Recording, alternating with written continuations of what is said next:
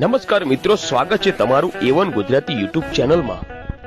મિત્રો, આજે આપણે માંડવા ગામના લાખા મોરીના મેલડીમાંના ઇતિહાસની વાત કરીશું।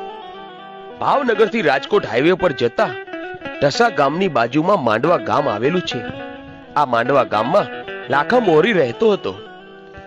આ લાખા મોરીમાં મેલડીનો પરમ ઉપાસક હતો અને એને માં મેલડી ઉપર અપાર શ્રદ્ધા અને વિશ્વાસ હતા। નાનપણથી જે માની ભક્તિ કરતો હતો, માં મેલડીનું સ્મરણ સદાય તેને હૈયે રહેતું હતું।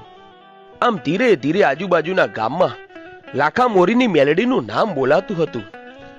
લાખા મોરીની મેલડી ગાડાને પણ સાજા કરી દેતી, એની પારે આવેલા દુખિયાના દુઃખને એ દૂર કરતી હતી। આમ લાખા મોરીની માં મેલડીનું નામ ચારેય બાજુ ગુંજતું હતું અને સાથે સાથે લાખા મોરીને પણ લોકો ઓળખવા લાગ્યા હતા। આ જોઈને ગામના અમુક લોકોને ઈર્ષા થઈ અને એકવાર ગામના મોટા 5 માણસોને એમ થયું કે આ લાખાના ઘરમાં 2 ટંકનું ખાવાનુંય નથી ને આજુબાજુના 12 ગામોમાં એનું નામ બોલાય છે। અમે તો જમીન જાગીર વાળા કહેવાઈએ, અમારું તો ક્યાંય નામ બોલાતું નથી। હવે આનો કંઈક રસ્તો કરવો પડશે।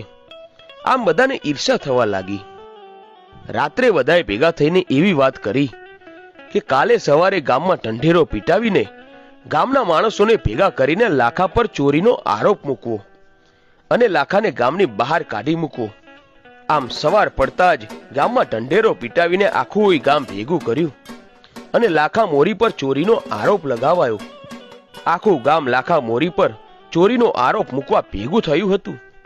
જે માણસો લાખા મોરીને હાર પહેરાવતા હતા, એ જ માણસો લાખા મોરી પર ચોરીનો આરોપ નાખીને એના પર જોડાના ઘા કરીને ગામની બહાર કાઢી મૂક્યો। પણ લાખા મોરીને તો ગર્વના ગુમાનનું રૂવાડું ફરક્યું નહીં, એને કઈ અસર ના થઈ। તેણે બહાર નીકળીને મનમાં વિચાર કર્યો કે હવે હું ક્યાં જઈશ। હાલ માંડવા ગામની બહાર એક બુટિયો કૂવો આવેલો છે, જે પથ્થરોથી બાંધેલો છે। એ બુટિયા કૂવાની પાસે આવીને લાખા મોરીએ આસન જમાવ્યું અને હે માં મેલડી, હે માં મેલડી, હે માં મેલડીના નામનું રટણ કરવા લાગ્યો। આમ ત્યાર પછી આશરે 6 મહિના વીત્યા હશે, ત્યારે નવી નવી તાંત્રિક વિદ્યા શીખીને એક ગાગી નામની બાઈ કામરૂ દેશથી ઉડતી ઉડતી આ માંડવા ગામના પાદરમાં ઉતરે છે।